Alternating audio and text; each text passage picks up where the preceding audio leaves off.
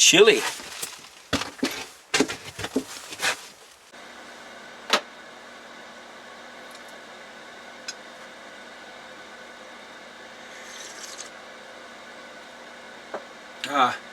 I just dropped Laura off at work and I made myself a late breakfast of oatmeal. That's my oatmeal, excuse me.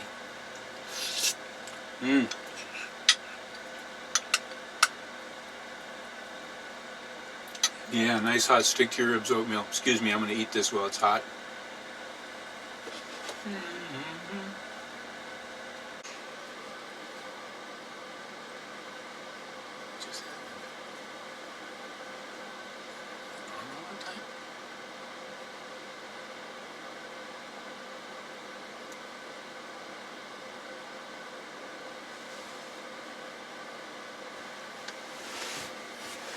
Oh, that's what's going on. Camera's acting really funny. I can't tell when it started recording. I think it's recording now. Both red lights are on. Well, we'll see. Where was I? Oh yeah, dropped Laura off at work, came back, made myself a nice hearty breakfast of oatmeal. Nice big bowl of oatmeal, it was great.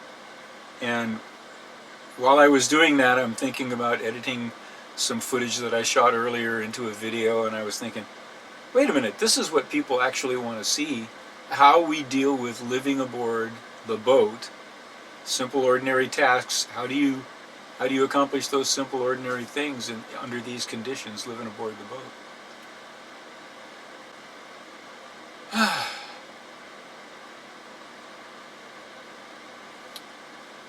I don't want to shut this off and turn it back on again because for some reason the camera is not responding well. So I don't know what's going on with this camera. But in any case, I think it's recording, so I'm going to just keep going, okay? Break. It's about 3 degrees outside. It's pretty cold, 3 degrees Fahrenheit. So inside, I don't know what the temperature is inside. It's pretty comfortable though. Our main heater, how do we keep... This is not good.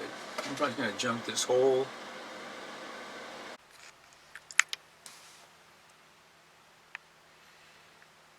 And that's our primary heating unit for the boat.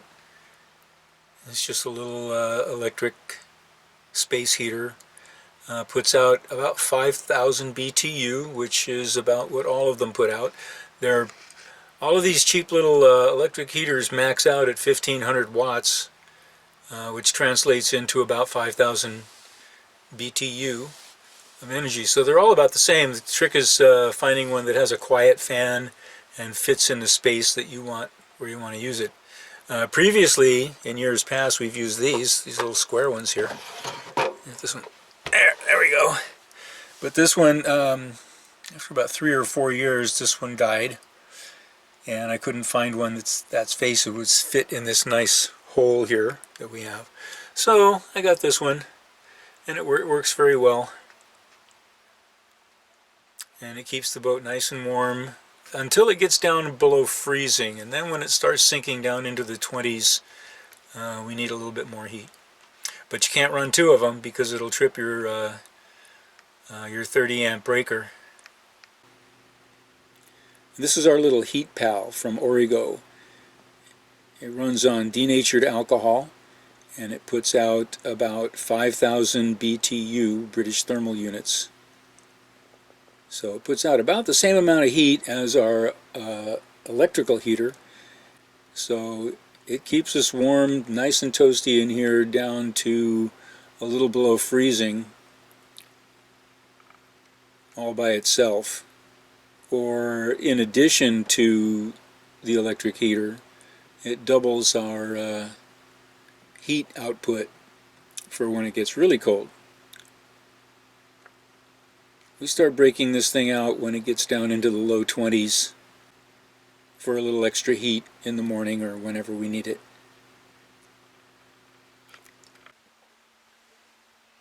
Well, as luck would have it, it's time for me to refill the Heat Pal. So you get to watch. First simple thing, we have to remove the burner.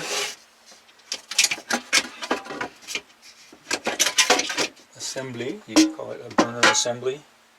And then we have to take the burner from the control thingamabob, which sometimes it's easy and sometimes it's not. Cold fingers and stuff.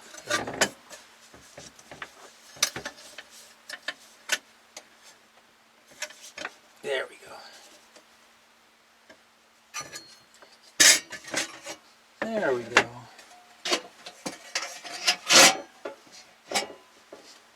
Okay, so this is the burner, and it's what is it?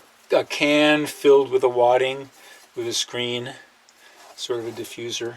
And it's very similar to the burners that are in the stove, in the cook stove. The cook stove burners are slightly different.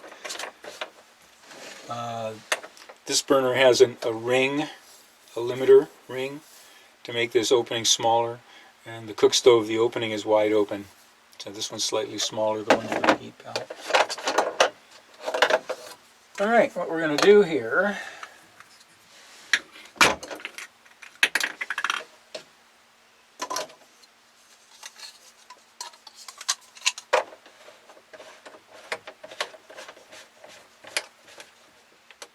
fill the Heat Pal burner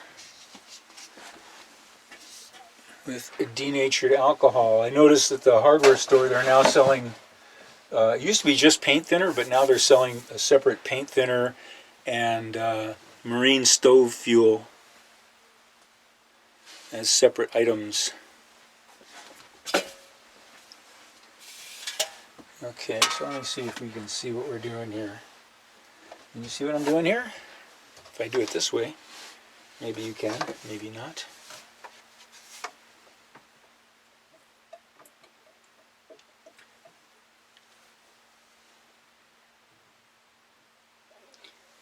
Tilt the burner up a little bit so that the liquid will run down inside. And you just pour it in like that.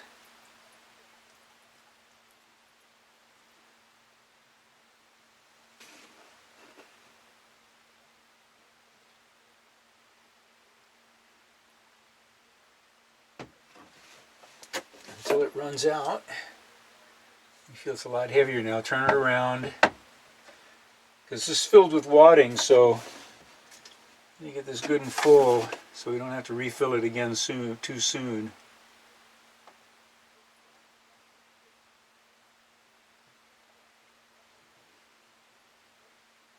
I just turn it once. Laura will turn it around 3 or 4 times. Make sure she gets this thing completely full of denatured alcohol.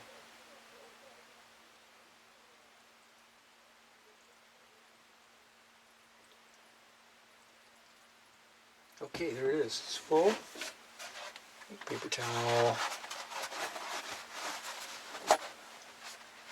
Wipe up the overspill.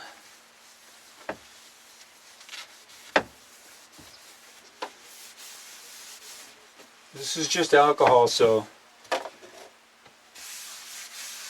won't hurt anything. Just don't want any excess left over on the burner, that's all. It'll evaporate, even if you don't wipe it up, it'll still just evaporate away. But if you're going to use the stove right away, like I plan to, you don't want to do that. Okay, so now we reassemble the burner and the control device. Just snap that down on there like that. Make sure it's snapped all the way around. I'll snap down good. And then line slot A with tab B and the control arm with the slot for it to come out. You see that right there? The control arm is right here. That controls the burner. That's how you control it, like that. Pretty simple. And then when you want to light the burner, so you can see this like this. You can light the burner, open it like that, and then one of these has an extra little opening for this to fit down in there and pop that. I'm not going to do it right now because it's freshly filled and it will probably flare up a little bit. But we're going to reassemble, and now we're ready.